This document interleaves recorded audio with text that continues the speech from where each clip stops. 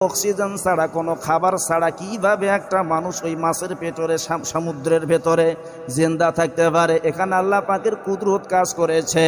আমার বন্ধুগণ, ইউনূস আলাইহিস সালাম আল্লাহর কাছে যখন দোয়া করল, আল্লাহ রাব্বুল আলামিন তার দোয়ার জবাব দিল। ফাস্তাজাবনা লাহু ওয়া নাজাইনাহু মিনাল গাম্মি ওয়া কাযালিকা নুনজিল মুমিনিন। আমি ইউনূস নবীর দোয়া কবুল করলাম এবং ওই মাছের পেট থেকে, অন্ধকার থেকে তাকে আলোর পথ দেখালাম। কোন সুবহানাল্লাহ। মাছের পেটের ভিতরে আল্লাহ রাব্বুল আলামিন বমিত্ব ভাব সৃষ্টি করে দিলেন। সমুদ্রের ঢেউয়ে ওই মাছ মরুভূমির প্রান্তরে, সমুদ্রের কিনারায় মাছ হযরতে ইউনূস আলাইহিস সালামকে বমি করে দিলেন। সুবহানাল্লাহ। কোন আমার আল্লাহ পাক রব্বুল আলামিন ইউনূস আলাইহিস সালামকে যেই জায়গায় মাছ বমি করে দিয়েছিল, ওই জায়গার মধ্যে পাতাযুক্ত গাছ তৈরি করে দিলেন। পাহাড়ি ছাগল নিয়ে এসে আল্লাহর পয়গম্বরকে দুধ পান করাইতে আরম্ভ করলেন।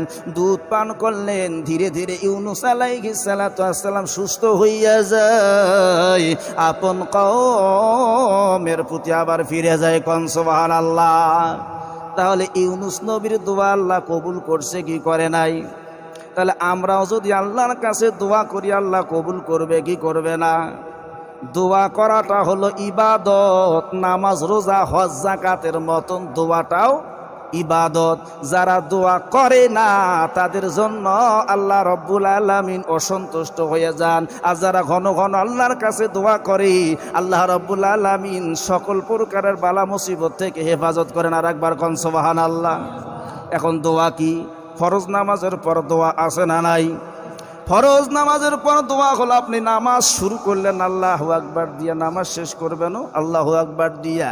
তারপরে ফরজ নামাজের পর দোয়া রয়েছে তার হাদিস দ্বারা প্রমাণিত আয়াতুল কুরসি।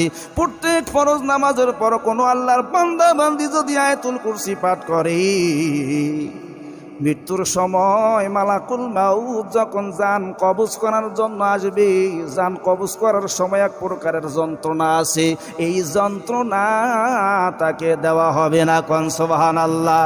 আরো হাদিস আছে, যদি কোনো আল্লাহর বান্দা বান্দি ফরজ নামাজের পর আয়াতুল কুরসি পাঠ করে, আমার বন্ধুগণ দুনিয়া থেকে যখন মৃত্যুবরণ করবে, মরার সঙ্গে সঙ্গে আল্লাহ জান্নাত দিয়ে দিবে। এরপরে ফরজ নামাজের পর সুবহানাল্লাহ কয়বার? এলা জোরে কোন। এগুলা আমল করেন তো ইনশাল্লাহ? 33 বার।